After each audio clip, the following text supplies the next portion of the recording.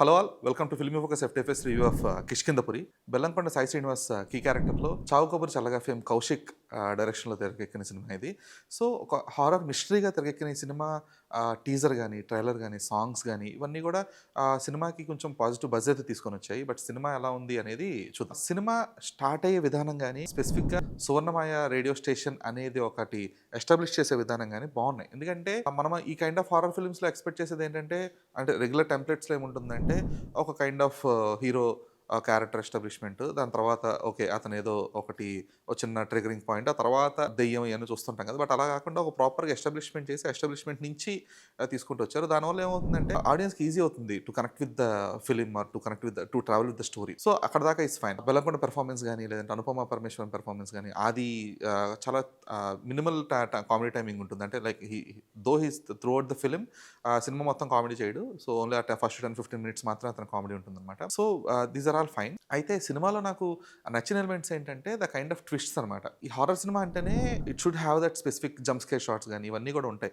వాటితో పాటుగా there are proper twists as well.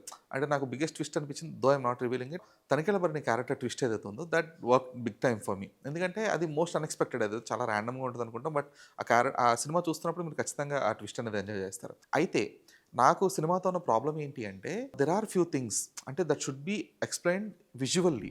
అంటే ఇప్పుడు ఫర్ ఎగ్జాంపుల్ ఒక క్యారెక్టర్ జర్నీ అనేది ఉంది. నేను ఫలానా ఊరు నుంచి బయలుదేరాను, ఇప్పుడు వచ్చేసానని చెప్పేసి తను ఏదో ఫోన్లోనే చెప్పేసి, లేదంటే డైరెక్ట్ ఆడియన్స్కి మాట్లాడుతున్నట్టుగా చెప్పేస్తే కాదు కదా. ఆ జర్నీ అనేది చూపించాలి.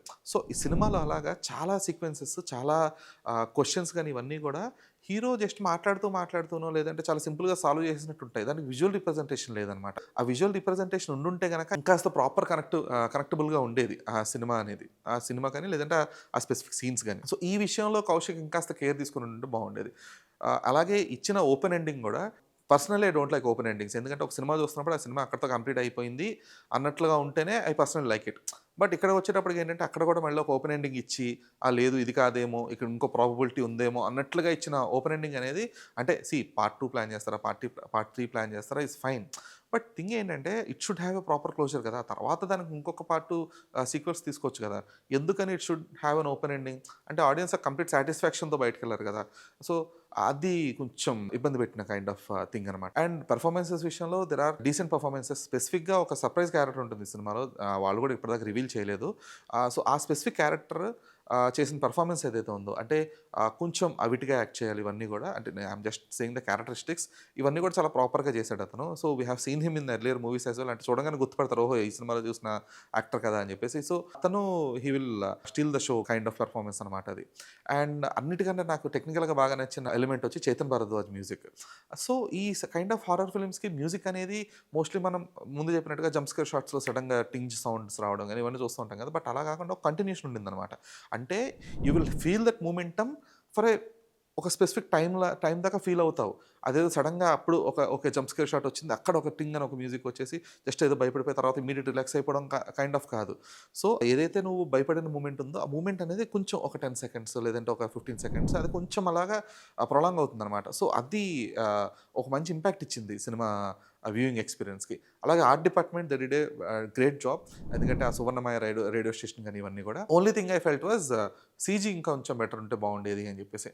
ఎందుకు అంటే ఆ ట్రైన్ సీక్వెన్స్ కానీ, లేదు అంటే there are some other sequences as well, స్వస్తిక్ కైండ్ ఆఫ్ సీక్వెన్సెస్ ఇవన్నీ కూడా చూపించినప్పుడు సీజీ అనేది, అంటే ఇప్పుడు audience are watching all kind of formats films కదా. దే కెన్ జడ్జ్, ఓకే ఇది ప్రాపర్ సీజీ షాట్, ఇది not a proper CG shot అని అర్థమవుతుంది, అర్థం చేసుకుంటున్నారు, అనలైజ్ చేస్తున్నారు. సో ఈ కైండ్ ఆఫ్ అవేర్నెస్ వచ్చేసిన తర్వాత ఇంకా చాలా ప్రాపర్గా, ఇంకా చాలా ప్లాన్డ్గా ఎగ్జిక్యూట్ చేయాలి. సో ఆ విషయంలో మేకర్స్ ఇంకాస్త కేర్ఫుల్గా ఉంటే బాగుండు అనిపించింది. And other than this I don't have any major complaints with the film. Only thing is నేను ముందు చెప్పినట్టు ఆ విజువల్ రిప్రజెంటేషన్ అనేది ఇంకాస్త బాగుండాలి. ఆ స్టోరీ టెల్లింగ్ అనేది ఇట్స్ నాట్ లైక్ ఓకే సింపుల్గా వర్డ్స్ చెప్పేస్తే సరిపోదు. అండ్ పర్ఫార్మెన్సెస్ కూడా డీసెంట్గా ఉన్నాయి. సో ఓవరాల్గా చెప్పాలంటే Kishkindhapuri is a decent horror mystery. It has its element, it has it technical floss as well, but still it's a watchable film in theatres. This is Dheeraj signing off.